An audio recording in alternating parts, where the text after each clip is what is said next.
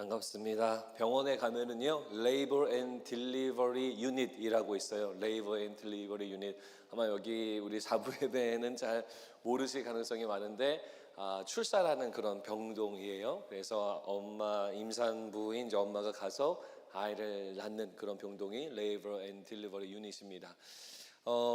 저도 이제 아들 둘이 있거든요. 근데 얘네들을 낳으러 갈 때, 한 번은 이제 날짜가 정할 수가 있어요. 그런 케이스가 있어서 의사 선생님 몇 월 며칠에 납시다 해가지고 그날 새벽에 차를 막 몰고 갈 때, 첫째 날 때 정말로 막 두렵고 떨리는 마음이 가득하고, 그리고 정말 아기가 잘 태어날 수 있을까, 처음이니까요. 굉장히 긴장도 되고 그랬던 느낌이 생각이 나고요. 둘째는 이제 갑자기 병원을 가야 되는 그런 상황이었어요. 그래서 갑자기 차를 돌려가지고 아내를 태워서 병원으로 막 갈 때, 그때도 굉장히 막 겁이 나고, 그리고 이제 아내의 말로는 제가 굉장히 이렇게 뭐라 그러죠? 정신이 다 이렇게 혼이 나간 사람처럼 운전을 하더라.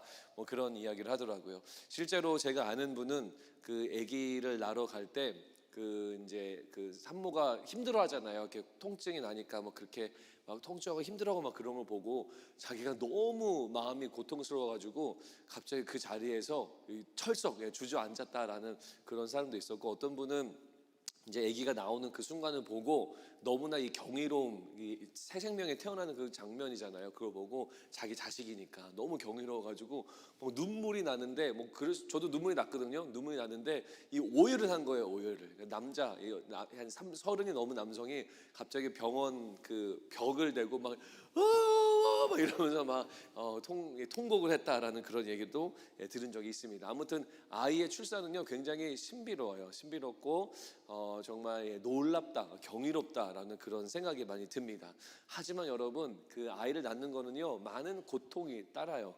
많은 고통이 따릅니다. 물론 지금은 마취가 잘 되어 있어서 느끼지 않는 경우도 많이 있지만, 또 여러 가지 상황으로 마취를 못하는 케이스도 많이 있습니다. 그래서 엄청난 고통을 느끼면서 출산해야 되는 거죠.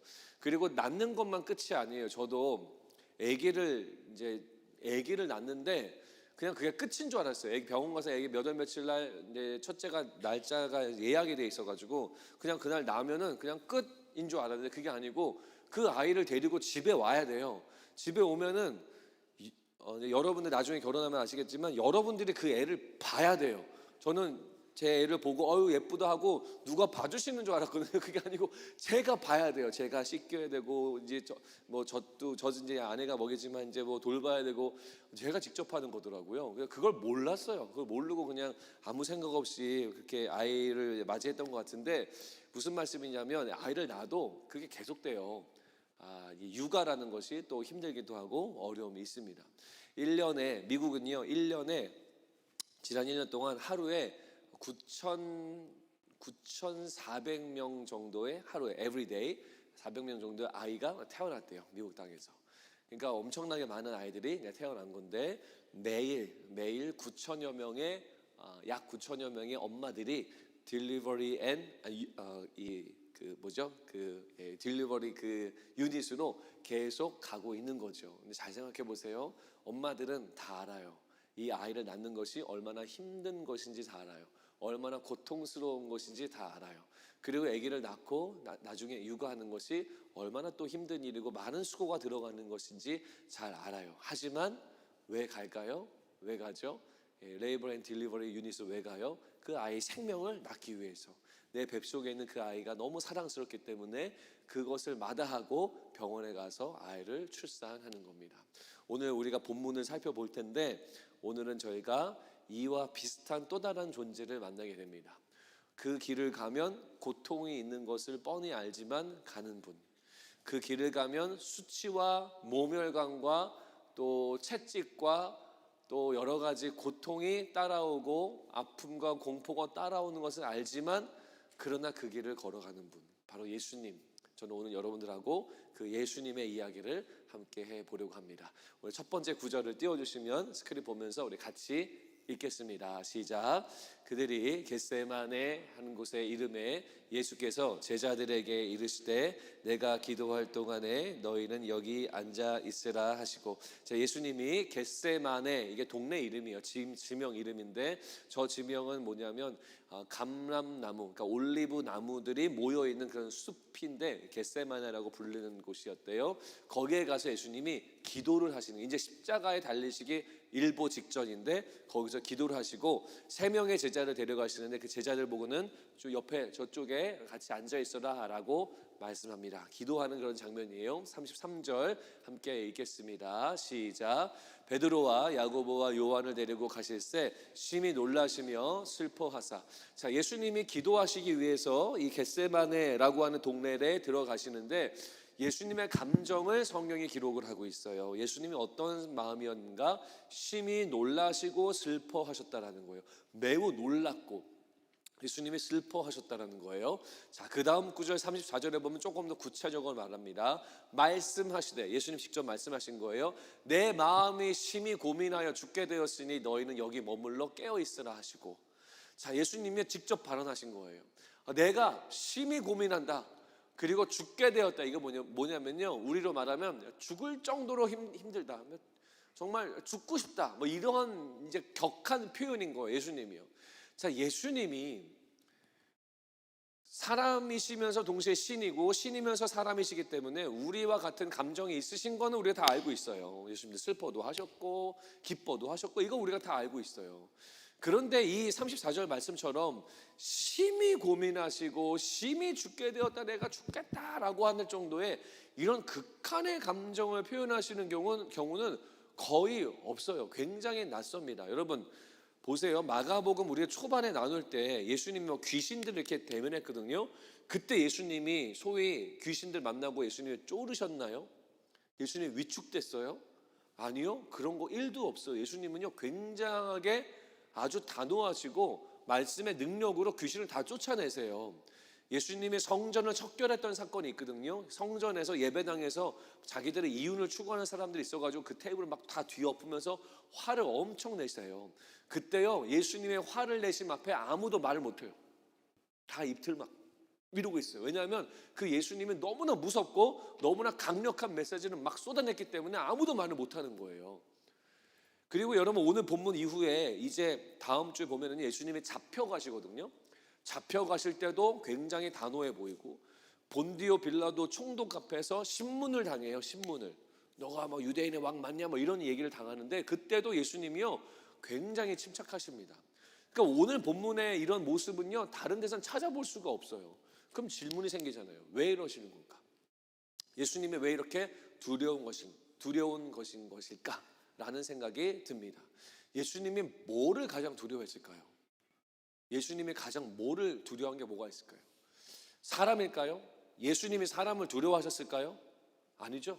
그 앞부분 뒷부분 얘기를 보면 예수님이 사람 두려워하지 않았어요. 그러면 예수님이 지금 이러한 상황이 겁이 났을까요?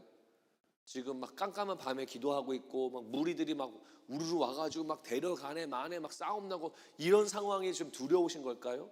아니, 분명히 아니에요. 더 격한 상황도 예수님이 겪으셨는데 그때도 흔들림이 없으셨던 분이에요. 그러면 예수님이 사단과 마귀 앞에 두려우셨을까? 그것도 아니라는 거예요. 그러면 도대체 예수님은 뭐가 이렇게 걱정이고 두려우셨을까? 우리는 착각하는 게 있는데 예수님이 십자가에 죽으시기 전에 이제 이 채찍으로 여러분 패션 오브 크라이스트 보셨나요? 그게 또 워낙 옛날 영화 많이 보셨네요.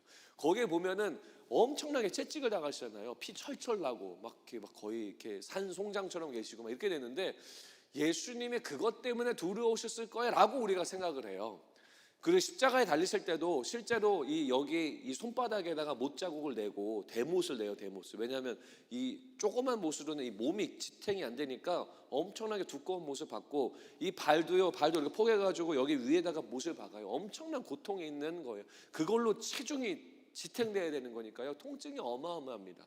근데 우리 생각에서는 십자가에 달리시는 그 고통이 너무 아프셔서 너무 겁나서 두려워하셨나 보다라고 생각하거든요. 근데 그거 우리 생각이에요. 우리 같은 생각인 거예요. 그게 아니에요. 그럼 예수님은 뭐가 두려우셨던 건가? 뭐가 제일 힘드셨던 건가?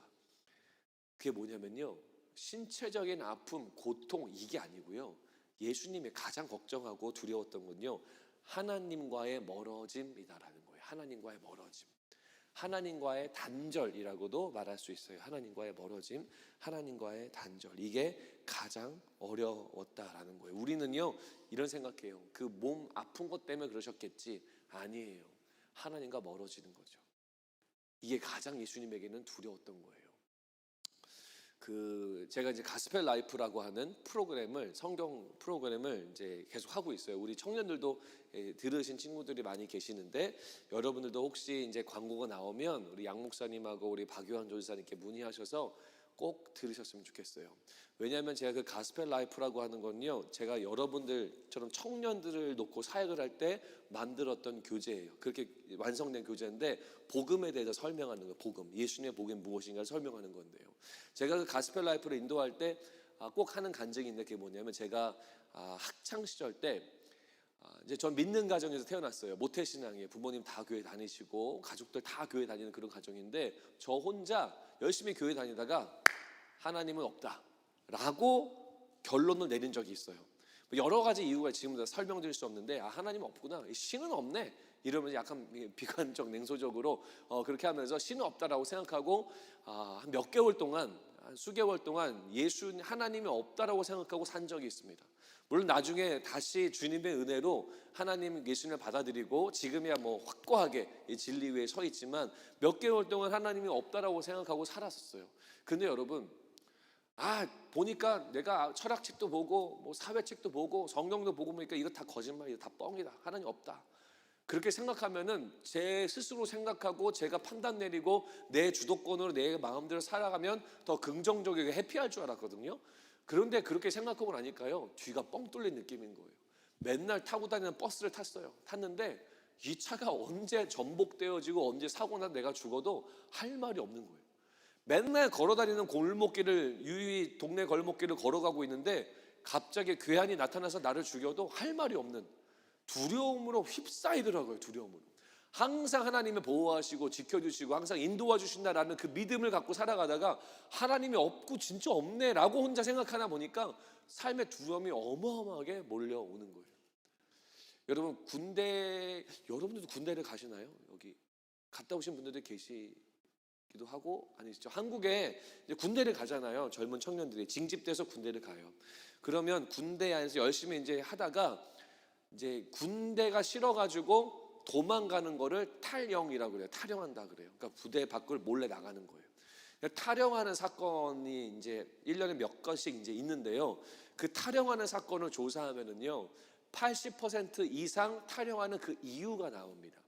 가장 많은 이유, 탈영하는 이유. 그게 뭔지 아세요, 혹시? 탈영하는 이유, 왜 탈영할까요? 밥이 맛없어서 이런 거 아니에요. 훈련이 너무 힘들어서? 아니, 요즘 훈련도 그렇게 막 어렵지 않대요. 막 훈련 힘들어서 그것도 아니래요. 뭐 잠자리가 부족해서? 집에는 침대가 있고 좋은 베개가 있는데 그런 게 아니어서? 그런 걸로 탈영하는 사람이 아무도 없어요. 그럼 왜 탈영할까요? 왜 탈영할까요? 제가 이 이야기를 하는데 1, 2, 3부 어르신, 우리 장년분들은 다 웃으시더라고요. 근데 심각한 얘기였는데 그게 뭐 1, 2, 3부 아니죠. 탈영하는 80%의 이유가, 80% 넘는 이유가 뭐냐면, 여자친구가 헤어져서. 여자들만 웃네? 남성들은 심각해요. 내가 사랑하는 사람, 내가 의지하는 사람이죠. 군생활 동안 갑자기 고무신 거꾸로 신었다라는 편지를 받으면 견딜 수가 없는 거예요. 그래서 그것 때문에 욱하고 탈영해서 그 여자친구 만나러 가는 거예요. 사람은 이런 존재예요. 사람은요, 뭔가의 단절, 뭔가의 헤어짐, 너무너무 힘들어하는 존재가 우리 사람들이에요. 여러분들도 마찬가지예요. 그래서 우리 목장에서도 혹시 여러분들 뉴성 크라운에서 교제하다가 헤어지잖아요. 그거 그냥 웃으시면 안 돼요, 여러분. 잘 위로해주고 기도해주고 또 잘 이렇게 시작할 수 있도록 또 힘주고. 왜냐하면 그만큼 인간관계 단절은요, 우리에게 큰 아픔을 주는 거예요. 근데 여러분, 그 대상이 사람이 아니라, 이 땅에 있는 친구가 아니라 전능하신 하나님, 위대하신 하나님, 창조주 하나님의 그 대상이라고 하면요, 어마어마한 고통 가운데 있을 수밖에 없어요. 하나님은 늘 나와 함께 하셨는데, 선한 목자, 늘 나에게 도와주시는 분, 늘 나를 지켜주시는 분인데 그분이 더 이상 나를 no more, 나를 돕지 아니하신다 라는 생각을 하면은요, 우리는요 정말 가슴이 뻥 뚫린, 뒤가 뻥 뚫린 그런 느낌을 경험할 수밖에 없는 거예요. 예수님은요 이게 가장 힘들었어요. 예수님은 하나님의 존재가 어떤 분인지 너무나 잘 아는 하나님의 아들이었기 때문에 하나님과의 떨어짐이요 너무너무 힘들고 너무너무 고통스럽고 가장 큰 두려움이었다라는 거예요. 자, 묻고 싶습니다. 여러분의 인생에 있어서 가장 두려운 게 뭐예요? 가장 두려운 거. 내 인생 중에서 여러분들 지금 이제 한 20년, 30년 사셨는데 여러분들의 인생 중에서 정말 앞으로 이것만큼은 일어나지 않았으면 좋겠어, 이건 내가 너무 힘들어, 너무 두려워 라고 하는 거 뭐가 있으세요? 한 몇 분만 좀 얘기해 주세요. 자매님. 네? 빨리 죽는 거. 빨리 죽기 싫다. 네. 빨리 죽는 건 너무 겁난다. 네, 그래요. 또 뭐 있으세요? 우리 전 회장님. 와, 진짜 예상치 못한. 혼자 죽는 거. 혼자 죽는 거가 너무 두렵다. 네, 자매님. 사랑하는 가족이 떠나가는 거 너무나 힘든 거죠. 그렇죠? 저희도 이제 제 어머니가 10년 전에 제가 달라스 살 때 먼저 세상을 떠나셨는데 너무 힘들었어요. 그 비행기 타고 급하게 장례식장으로 가는 그 느낌이 아직도 너무 싫어요. 그만큼 이제 사랑하는 가족이 떠나가는 거는 너무나 힘든 거죠. 또 뭐가 있을까요? 너무 정말 내 인생에 정말 이런 것만은 일어나지 않았으면 좋겠어, 나는 이거 너무 힘들어, 너무 두려워. 뭐가 있어요? 우리 웃으시는 형제님. 네. 요 라인에. 네. 뭐예요? 뭐 있어요? 네. 그쵸. 가족이 돌아가시는 거 이거 너무 감당하기 어렵죠. 또 뭐가 있을까요? 한 분만 더. 네, 자매님. 네. 여기 핑크색. 네. 얘기했잖아요. 다른 거. 오케이. 마음속에 가장 힘들죠. 제가 어른들 얘기를 좀 나눠드리면, 어른들은 비즈니스 하시는 분들 있잖아요. 비즈니스를 이제 청년들 회사들을 많이 다니시잖아요. 근데 어른들은 비즈니스도 많이 하시거든요. 근데 비즈니스 하려면 이제 몰빵을 해야 돼요. 모든 재산을 다 넣고 해야 이제 할 수 있으니까. 그래서 비즈니스 하시는 분들의 가장 큰 두려움은 뭔지 아세요? 파산, 뱅크럽시. 내 가족이 있는데, 근데 내가 이걸 다 넣었는데 안 돼가지고 파산해. 그럼 답이 없는 거예요. 다시 처음 크레딧 다 망가지고 처음부터 시작해야 되는 그 상황이 너무너무 두렵다는 거예요. 또 뭐가 있냐면, 결혼하신 이제 장년분들은요, 이혼이 얼마나 힘든지 몰라요. 여러분 아직 결혼 안 하신 분들 여기 많이 계시지만 이혼하지 마세요. 이혼을 옵션으로 두지 마세요. 제가 지금 원래 이 원고에 없는 얘기지만, 이혼은요, 청년들이 많으니까 말씀드리면, 이혼은 물론 성경에 이혼을 해도 된다라고 하는 영역들이 있습니다. 나중에 좀 설명을 드릴 기회가 있을 거예요. 하지만 옵션으로 두면 안 되는 게 왜 그러냐면, 지혜롭게 생각하세요. 몇 년, 1년을 살든 10년을 살든 20년을 살든 이혼을 하잖아요. 그러면 그 이혼에 대한 상처가 아무는데 몇 년 걸리는 줄 아세요? 통계적으로, 물론 케이스 바이 케이스니까 다 다르지만, 이혼의 상처가 완전히 아물어져서 새로운 출발을 온전하게 할 수 있는 그 연수가 평균 10년이에요. 그럼 여러분들이 예를 들어 30살에 결혼해가지고 40살에 이혼했잖아요. 그러면 50살에 되어서야 온전하게 재혼할 수 있는 상황이 심적으로 준비되는 거예요. 그래서 결혼을 잘 하시고요, 이혼은 옵션을 두지 않는 사람하고 결혼하셔야 돼요. 그러니까 이혼은요, 내가 남편에게 버림받을 거, 내가 아내에게 버림받을 거에 대한 공포와 두려움이요 너무나 커요. 그러니까 믿는 사람들끼리 같이 꼭 결혼해야 되는 거예요. 또 뭐가 있냐면요, 요즘에 암이 많잖아요. 암이 얼마나 무서워요. 갑자기 시한부 인생이 시작되는 게 암이에요. 뭐 1기면은 뭐 좀 이렇게 뭐 치료할 수 있겠지만, 갑자기 4기 전이가 막 돼 있고 이러면요, 그냥 인생이 이제 끝나게 되는 거예요. 뭐 얼마 안 남는 그런 상황. 이게 어른들한테는 너무나도 피하고 싶은 거다라는 거예요. 두려운 거예요. 공포감이죠. 다 싫을 거예요, 여기 있는 분들도 다. 자, 근데 여러분 잘 생각해 보세요. 여러분들이 지금 가장 싫어하는 거, 아까 얘기했죠. 가족이 먼저 죽는 거, 나 혼자 죽는 거, 뭐 파산, 뭐 이혼. 그 싫어하는 이건 정말 내가 너무 싫어하는 그 영역들, 그거를 다른 사람을 위해서 내가 이거를 당한다, 할 수 있을까요? 옆에 있는 친구를 위해서 나는 파산이라고 하는 게 너무 두려운데 내가 옆에 있는 친구를 내가 파산을 기꺼이 감내하지, 이럴 수 있는 사람이 몇 명이나 있냐고요. 몇 명이나 있을까요? 내가 내 사랑하는 친구를 위해서 내가 암에 걸리는 것은 너무나도 무섭고 공포스러운 건데, 그래, 내가 얘를 위해서 암에 걸려주자, 이런 결정을 내릴 수 있는 사람이 누가 있어요? 누가 있어요? 아무도 없어요. 우리 계산이 얼마나 빠른데요. 손해보는 일을 어떻게 합니까? 내 인생을 거는 일을 어떻게 해요? 그리고 무엇보다도 내가 그렇게 무섭고 두려워하는 거를 내가 왜 해요? 친구를 위해서. 그냥 얘를 위해서 오히려 기도해주는 방법으로 그렇게 섬기지 않을까요? 우리는 아무도 못한다는 거예요. 근데 여러분 잘 보세요. 예수님이 가장 무서운 게 뭐였다고요? 하나님과의 단절, 하나님과의 멀어짐이었어요. 하나님과 멀어짐. 근데 그거를 감내해요. 왜요?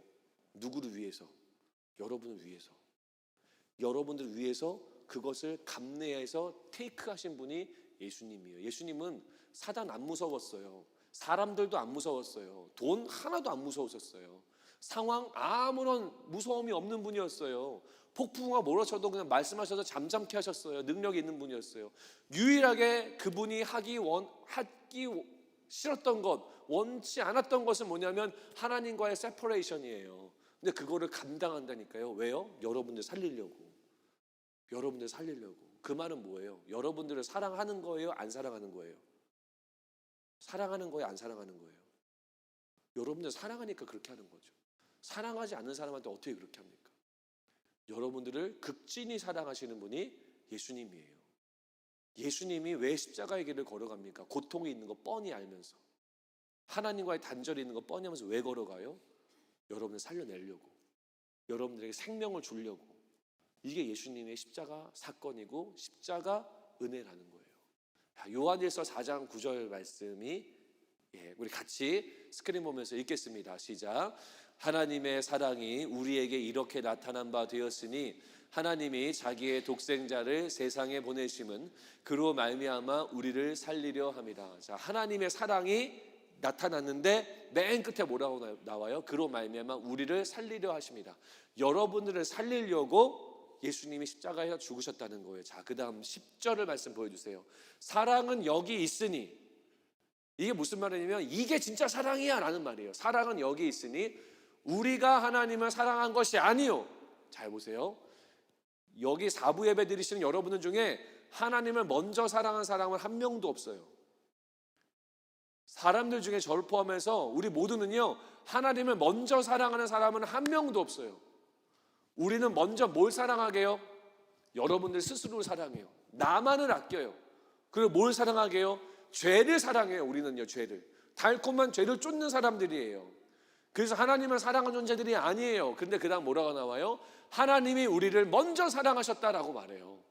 우리가 하나님 안 좋아하는데요, 하나님 싫어하고 죄만 좋아하고 있고 나만 좋아하고 있는데, 나만 챙기고 있는데, 내 유익만 따지고 있는데 하나님이 먼저 여러분들을 사랑해 주세요. 그래서 뭐라고 나와요? 우리 죄를 속하기 위하여 화목제물로 그 아들을 보내셨습니다. 예수님도 하나님과 단절이 싫었지만 하나님도 자기의 하나밖에 없는 아들 예수를 우리를 위해서 죽이게 하는 것도 하나님도 너무 싫으셨던 거예요. 하지만 그것을 무릅쓰시는 분이 바로 하나님이에요. 바로 예수님이에요. 그래서 어떻게 합니까? 여러분들을 살리시는 거죠. 사랑을 표현하는 거예요.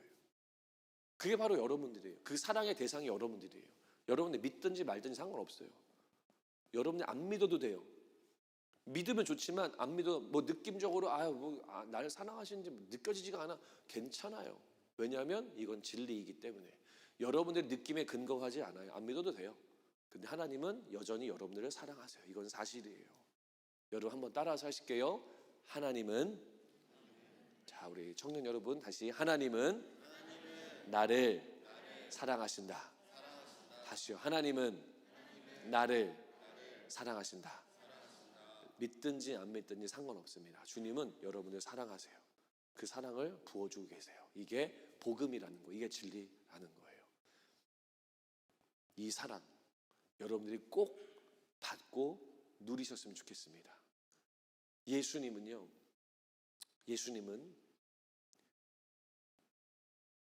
겟세마네 동산, 고통이 있는 줄 알았지만 정말로 여러분을 사랑하는 마음으로 그곳에서 기도하셨다라는 겁니다.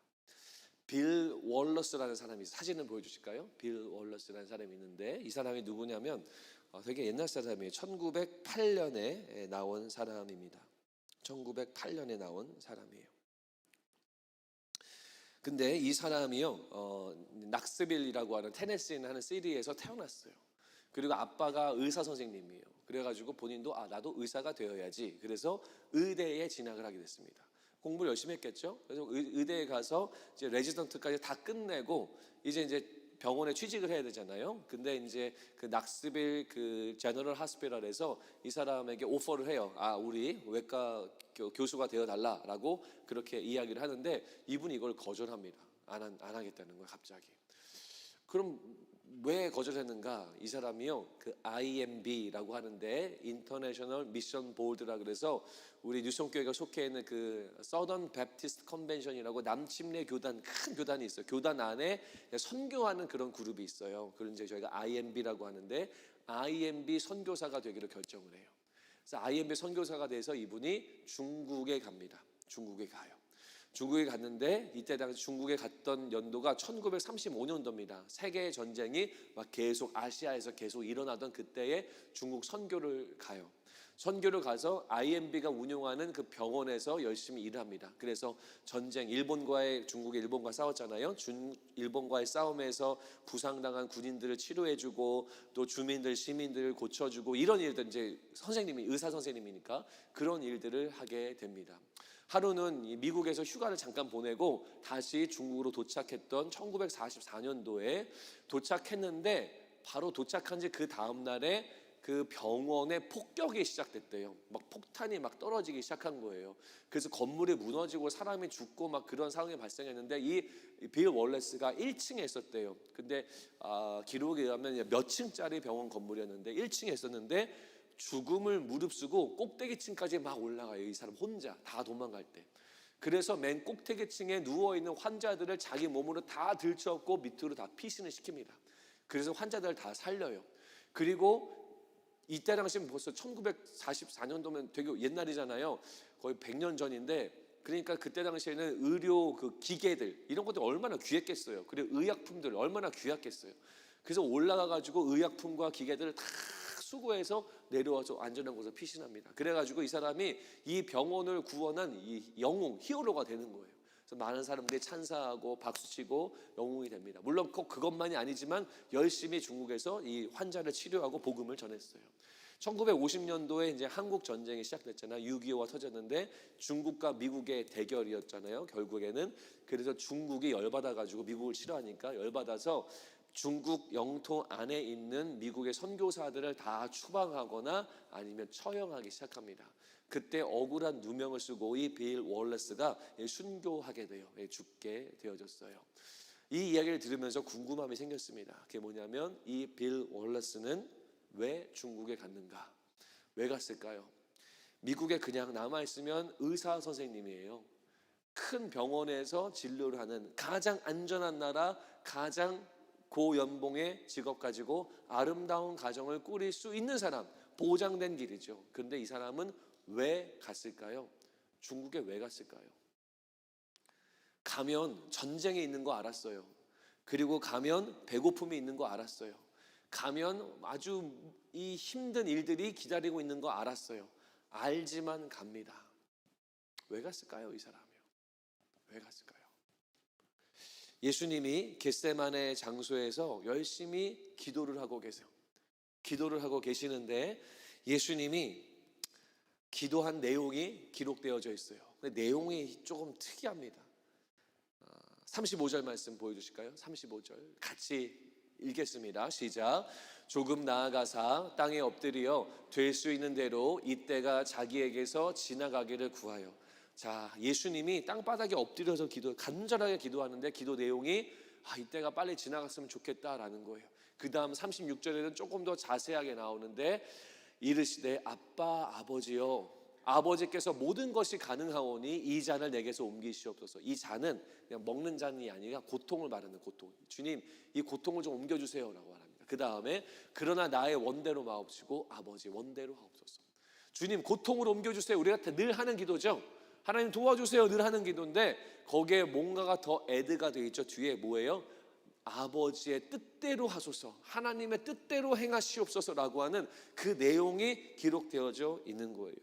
여러분 예수님의 기도는요 그냥 도와주세요, 힘들어요, 공급해 주세요, 채워주세요 1차원적인 기도만이 아니었어요. 물론 그것도 중요해요. 하지만 그것만이 아니라 그 다음에 나오는 뭐예요? 하나님의 뜻대로 행하기 원합니다.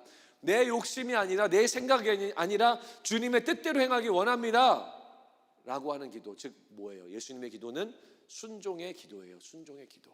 내 마음대로 하기 원합니다가 아니라 주님의 뜻대로 행하소서라고 하는 순종의 기도예요.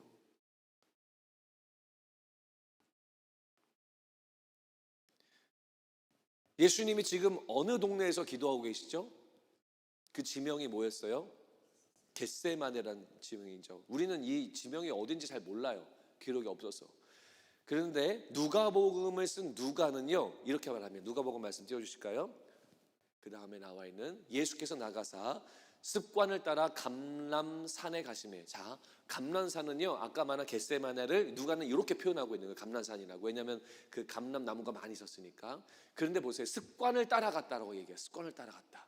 이게 무슨 말이냐면 예수님하고 제자들이요 이 감람산 즉 이 겟세마네 지역에 종종 간 거예요. 자주 간 거예요. 그러면 자주 가니까 예수님이 그 겟세마네라고 하는 지역을 잘 아실까요? 잘 모르실까요? 잘 아시죠? 오케이. 그러면 맨날 제자들도 같이 다녔잖아요. 그러면 12명의 제자도 겟세마네 지역을 잘 알까요? 모를까요? 습관을 따라 자주 갔으니까 잘 알겠죠? 잘 알겠죠? 자, 그러면 중요한 인물 한 명을 우리가 얘기 안 할 수가 없는데 이제 곧 예수님을 배신하고 팔아버릴 가룟 유다 12명의 제자 중에 한 명인 가룟 유다도 이 겟세마네를 알았을까요? 몰랐을까요? 당연히 알고 있어요. 이거를 요한복음이 기록을 하고 있어요. 그 다음 요한복음 말씀 띄워주세요. 그곳은 가끔 예수께서 제자들과 모이시는 곳이므로 겟세마네예요. 예수를 파는 유다도 그곳을 알더라. 가룟 유다도 알고 있었어요. 이 지역이 어떤 지역인지. 그 말은 무슨 말이에요? 지금 가룟 유다는요 오늘 본문에 보면 지금 이 제자들 그룹에서 안 보여요. 왜냐하면 지금 도망갔거든요. 그 무리들을 데리고 오려고 지금 사라진 상황이에요. 그러니까 예수님이 무엇을 아셨냐면 겟세마네라고 하는 그 지역에 가서 기도하고 있으면 분명히 가룟 유다가 사람들을 데리고 와서 기도가 끝날 때쯤 되면 나를 체포해 갈 거다라는 것을 예수님은 이미 알고 계셨다라는 거예요. 체포되어지면 그 다음 뭐예요? 재판장에 가죠. 재판장에 가면 그 다음 뭐예요? 총독을 만나죠. 총독을 만난 다음에는 뭐예요? 풀려나는 게 아니죠. 십자가에서 꽝꽝꽝 못 박고 죽음을 당하는, 하나님과 단절되는 그 사건이 그대로 기다려지고 있는 게 겟세마네라고 하는 지역이에요.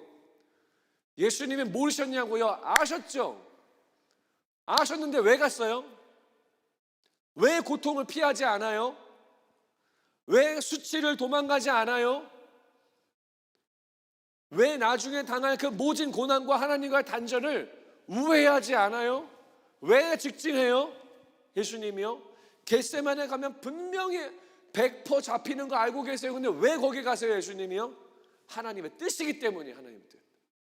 하나님이 예수님을 통해서 영혼들을 한 명 한 명 한 명을 다 살려내고자 하는 십자가 구원에 대한 하나님의 뜻을 이 예수 그리스도가 알고 있었기 때문에 그 잔을 마시는 거예요. 고통을 거부하지 않는 거예요. 그냥 그 길로 곧장 겟세마네로 가시는 거예요. 이게 예수님의 순종이에요. 이게 예수님의 모습이라는 거예요. 예수님은 고난을 피하지 아니하세요. 수치를 돌아가지 아니하세요. 그냥 겟세마네로 가십니다. 그 예수님의 순종과 희생 때문에 여러분들이 살아나게 된 거예요. 여러분들 안에 생명이 주어지게 된 거예요. 이사야서 53장 말씀 띄워주실까요? 그거 말고요. 그 다음 거. 네. 그가 찔림은 우리의 허물 때문이요. 그가 상함은 우리의 죄악 때문이요. 그가 징계를 받음으로 우리는 평화를 누리고 그가 채찍에 맞음으로 우리는 나음을 받아요. 예수님이요. 찔림을 당하고 예수님이 상함을 당하고 예수님이 징계를 받고 예수님의 채찍을 맞는데 우리는 평화를 얻고 우리는 나음을 입고 우리는 자유케 되어지는 거예요. 예수님이 이것을 위해서 죽으신 거예요. 이것을 하시기 위해서 피하지 않고 고통을 그대로 감내하신 거예요. 아까도 이야기했지만 내가 정말 내 인생 속에서 너무나 피하고 싶은 그거 감내할 수 있는가 남을 위해서 우리는 못합니다. 하지만 예수님은 하셨어요. 누구를 위해서요? 여러분들을 위해서. 그래서 여러분들을 온 마음을 다해 사랑하고 계신다라는 거예요. 예수님은요 온 마음을 다해 여러분들을 사랑하고 계십니다.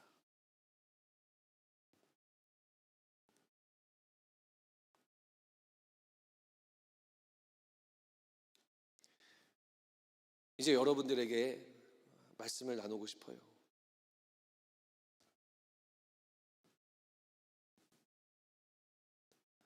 빌 월러스는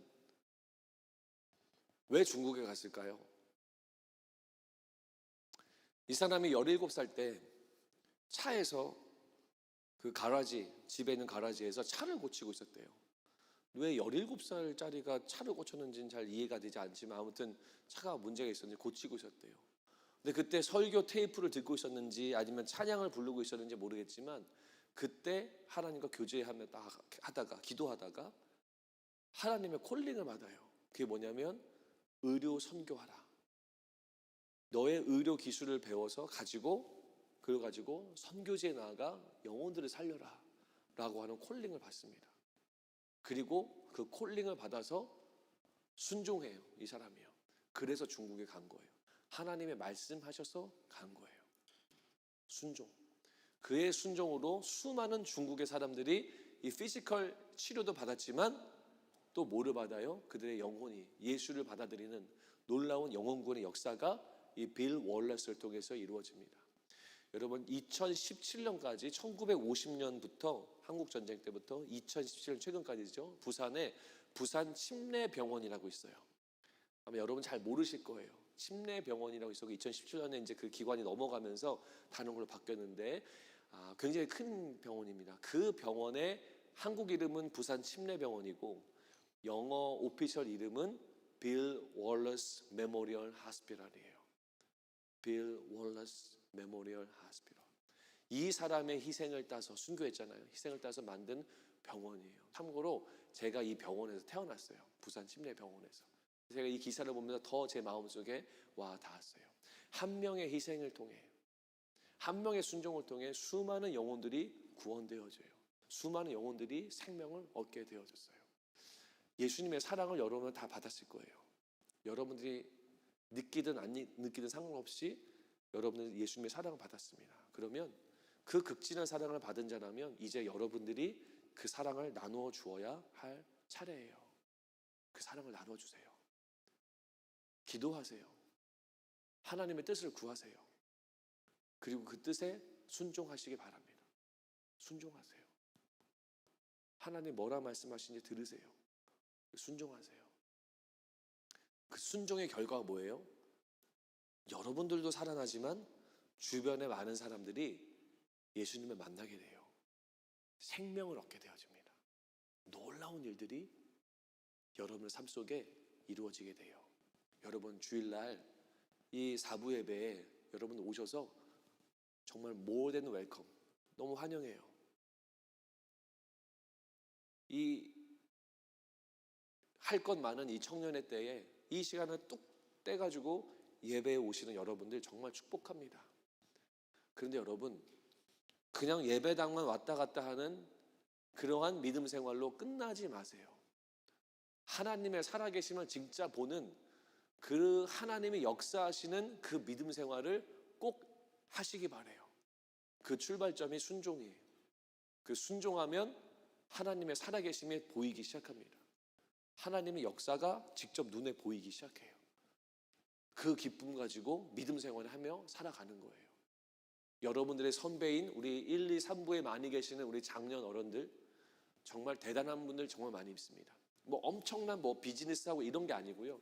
믿음으로 생활하시는 분들, 정말 순종하면서, 정말 어려운 상황 속에서 순종하면서 이 믿음의 생활을 하고, 그 순종 가운데 그들이 목도하는 눈에 보이는 하나님의 생명의 역사를 보니까요, 기쁠 수밖에 없죠. 즐거울 수밖에 없는 거예요.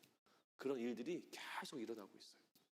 여러분들에게도 도전하기 원합니다. 청년의 때에 결코 여러분은 나이가 어리지 않아요. 청년의 때에 주님 부르십니다. 그때 아멘하고 순종하세요. 그리고 그 순종할 때 하나님이 맺히시는 생명의 역사가 여러분들의 삶과 인생 사이에 계속해서 나타나게 될 줄로 저는 굳게 믿습니다. 마지막으로 이 이야기하고 마칠게요. 제가 예전에, 여러분 청년들이 많이 계시니까 한 청년을 만났어요. 수년 전 이야기입니다.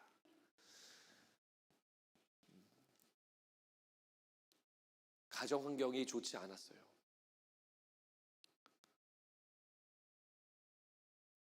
아버지를 몰라요. 그리고 어머니는 재혼했어요. 본인은 그 스텝파더가 본 아빠인 줄 알고 살다가 나중에 이제 알게 됐어요. 아니라는 거를. 아니라는 걸 안 순간 왜 내 형들이 나를 그렇게 때렸는가를 그때 깨달았어요. 정상적인 상황에서 밥을 먹은 적이 한 번도 없어요. 집에서 먹을 때. 왜냐하면 한눈을 팔면 숟가락이 날라오고 젓가락이 머리에 꽂혀서 피가 나고 뜨거운 국물이 날라오는 그런 환경이었어요. 근데 여러분 이해 못하실 수도 있는데, 그럴 때는 엄마가 보호 못해줄 가능성이 많아요.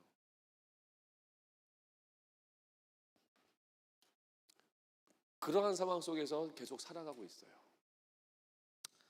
그러다가 만났어요. 제가 잔잔히 복음을 전하고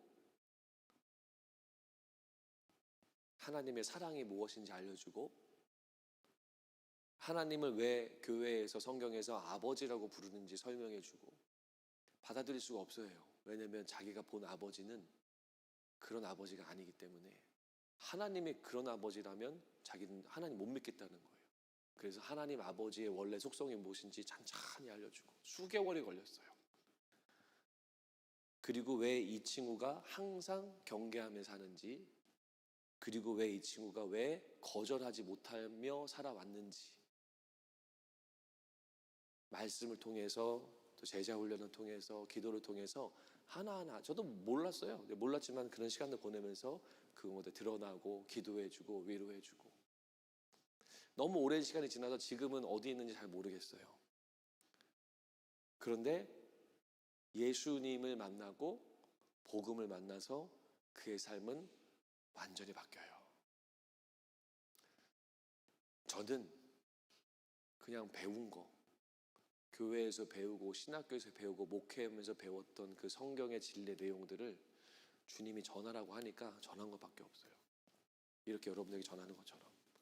그런데 생각하지 못했던 한 명의 영혼의 인생이 완전히 바뀝니다. 이게 믿음 생활 아닐까요? 여러분도 결코 어린 나이 아니세요. 여러분 주변에 예수를 모르고 죽어만 가는 사람들이 수십, 수백, 수천 명이 있을 겁니다. 기도해 보세요. 하나님 뭐라 하시는지. 그리고 그 말씀에 순종해 보세요. 순종의 발걸음을 옮길 때 여러분들이 이뤄내는 것이 아니라 하나님이 이루시는 생명의 역사를 보게 될 줄로 저는 굳게 믿습니다. 다 못하실 수 있어요. 하지만 한번 해보세요. 예수님이 우리에게 이 삶을 가르쳐 주십니다. 그 믿음의 발걸음을 옮길 때 놀라운 하나님의 역사를 경험하는 인생이 되어지고, 여러분들 통해서 또 다른 생명이 낳는 기적과 같은 일들이 여러분들 지금도 이루어지게 됩니다. 여러분들 이런 삶을 살기를 초청하고요. 또 우리 뉴스온 크라운에서 목자로 섬기시는 분들 정말 격려해드리고 싶습니다. 여러분들 통해 많은 영혼들이 예수 믿고 위로받고 있어요. 이 목자 아닌 분들도 기도하면서 나중에 꼭 목자 콜링 오면 아멘함으로 순종하시고, 그래서 함께 이 생명의 사역을 감당하는 우리 뉴스홈 교회 전체, 그리고 우리 뉴스홈 크라운 모두가 되었으면 좋겠습니다. 다 함께 자리에서 일어나실게요. 일어나셔서 우리 함께 찬양할 때 우리 예수님의 이름을 높입시다. 우리를 위해서 죽으시고 이 땅에 오신 그 예수님을 우리 함께 높여드리며 나아갔으면 좋겠습니다.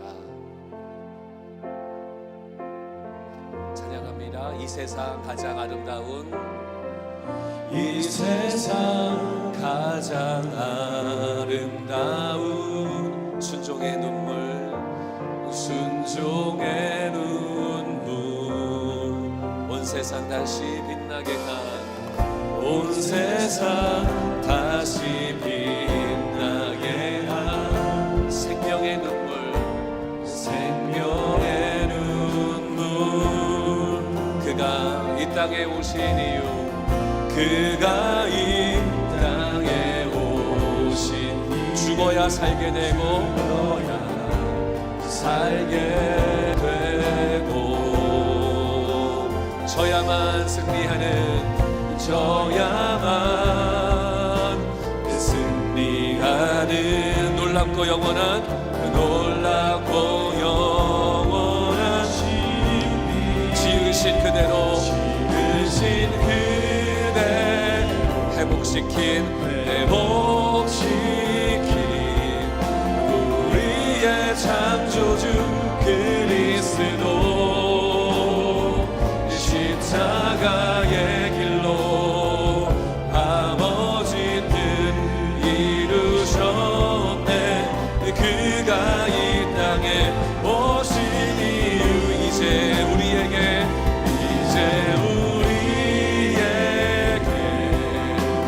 맡겨진 그 소망, 그 사랑, 그 생명, 아름답고 눈부신 십자가의 길, 우리가 이 땅에 살아갈 이유, 지으신 그대로, 우리를 회복시켜 주시는 우리의 창조주,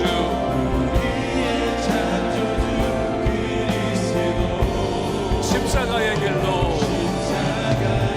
아버지 뜻 이루셨네. 그가 이 땅에 오신 이유입니다. 오신 이유, 이제는 우리에게 맡겨진, 그 소망, 그 사랑, 그 생명, 아름답고 눈부신 십자가의 길, 우리가 이 땅에 살아가 찬양합니다. 이유, 생명이 또 다른 생명 낳고, 생명이 또 다른 생명, 주님 볼 수 있다면 나의 삶과 죽음도 아낌없이 드리니, 죽어야 다시 사는 주의 말씀 믿으며 하나의 일을 알려 썩어지니, 예수님처럼 살아가게 하소서. 살아가게 한 번 더 찬양하세요. 생명이 또 다른 생명, 주님 볼 수 있다면 나의 삶과 죽음도 아낌없이 드리기 원합니다. 드리니, 죽어야 다시 사는 주의 말씀, 하나의 미랄 되어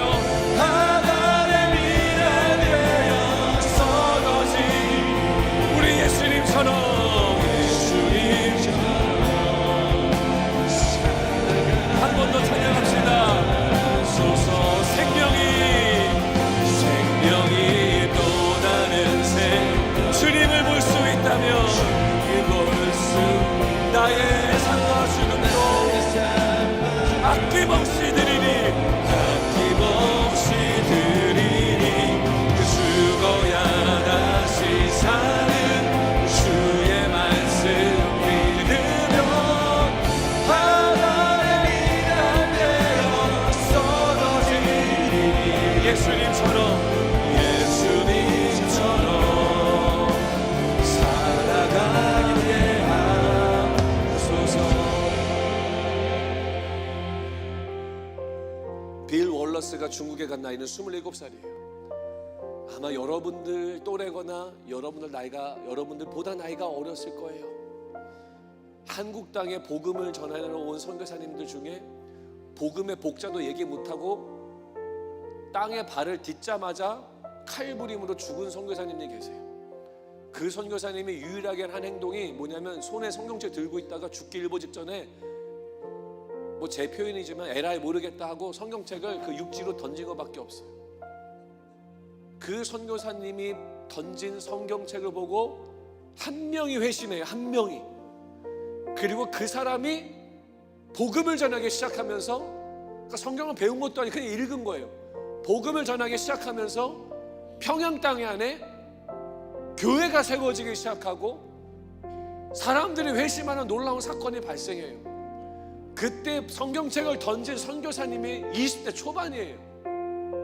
물론 지금의 상황이나 그때하고 너무나 다르지만 제가 무슨 말씀하는 거냐면 하나님의 말씀을 듣고 순종하는 데는 나이가 중요한 게 아니라는 거예요.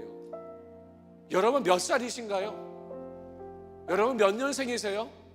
그거 하나도 중요하지 않아요.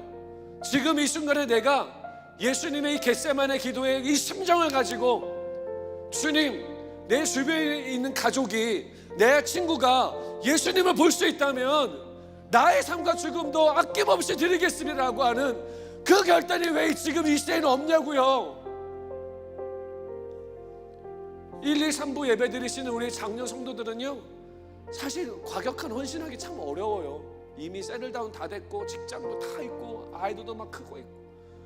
근데 여러분, 조선에 중국에 선교를 간 사람들은 다 그 사람들이었어요. 그 사람들. 하나님 부르시면 네 가겠습니다 했던 사람들. 왜 지금 이 시대는 없죠? 그 사람들이요. 시대가 문제가 아니에요. 나이가 문제가 아니에요. 뭐가 문제예요? 말씀에 반응하지 않는 게 문제예요. 전 여러분들이 다 선교사로 나가지 않아도 됩니다. 여러분들이 다 목사님이 되지 않아도 돼요. 그러나 목자, 아니면 찬양팀, 아니면 아주 단순한 야 누구누구야 교회 가자, 그 말 한마디 하는 사람 주님이 찾고 있습니다. 여러분 기도할까요? 기도할까요? 여러분 예수 믿으면 다 천국 가요. 여기 있는 분들 아마 다 천국 가는 거라고 저는 생각해요. 하지만 그걸로 머물러서는 안 돼요. 복음 전해야 돼요. 생명을 낳아야 돼요. 생명 낳는 거 여러분들 희생하지 않으면 절대 낳을 수 없습니다.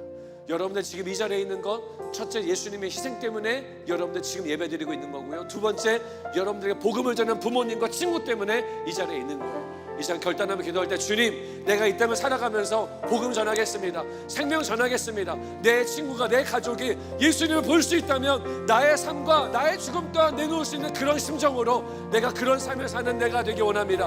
우리 합심으로 기도하도록 하겠습니다. 우리 다 같이 한 목소리로 기도합니다. 하나님, 주여 우리 가운데 이 믿음의 용기를 주시기를 간절히 원합니다. 하나님, 주님 말씀하시면 나의 삶과 죽음도 드릴 수 있는 아버지 하나님 거룩한 헌신하신 우리가 되기를 원합니다. 하나님 아버지 말씀하여 주세요. 아버지 말씀하여 주세요. 하나님의 주님 순종하는 믿음을 주셔서 영원히 구원되시기 원합니다. 주여 주님을 보기 원합니다. 주여 주님을 보기 원합니다. 헌신을 하늘에 나타나기를 원합니다. 하나님 아버지 말씀하시고 우리를 사용하여 주시옵소서. 하나님 인도해 주세요.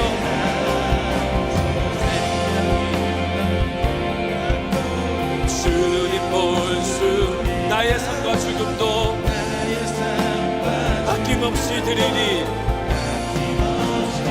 죽어야 다시 사는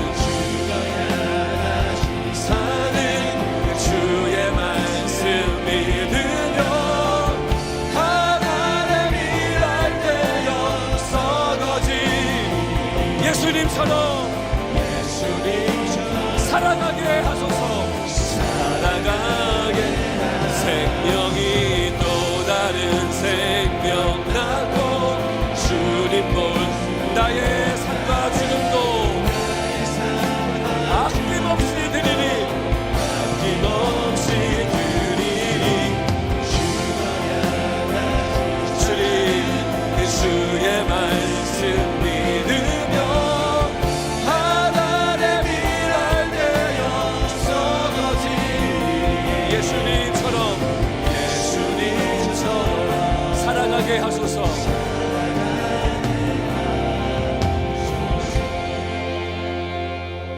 하나님, 오늘 겟세마네 기도에 그 동산에서 예수님의 기도의 모습을 봅니다.